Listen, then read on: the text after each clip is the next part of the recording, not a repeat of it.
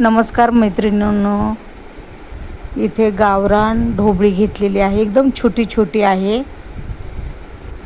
अशी मस्त एकदम हिरवीगार आहे बघा. आता याचे आपण याला काप करून घेऊया, जेणेकरून आपल्याला त्यात मसाला भरायचा आहे. अशा प्रकारे आपण काप करून घेतलेले आहेत.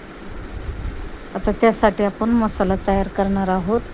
इथे शेंगदाण्याचा कूट, हळद, गरम मसाला, धने पावडर आणि घरचा मसाला आणि मीठ हे सर्व आपण मिक्स करून घेणार आहोत.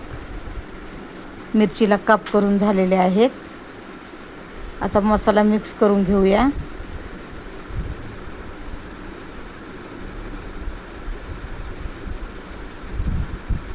तर सर्व मसाला आपण त्या मिरचीमध्ये भरून घेऊया. किती छोटी छोटी मिरची आहे, मस्त.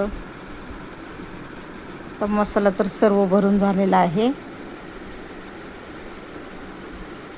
आता बनवण्यासाठी घेऊया. गॅसवर एक पॅन ठेवलेला आहे. त्यामध्ये आपण 1 ते 1.5 चमचा मोठा तेल टाकून घेऊया.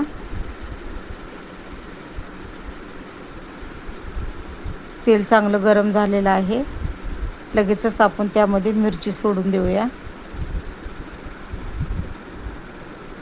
आणि बारीक गॅस करूनच आपण मिरची चांगली फ्राय करून घेणार आहोत. म्हणजे आपली मिरची खूपच टेस्टी लागेल. बारीक गॅस असल्या कारणाने मसाला पण मिरचीमध्ये मुरेल.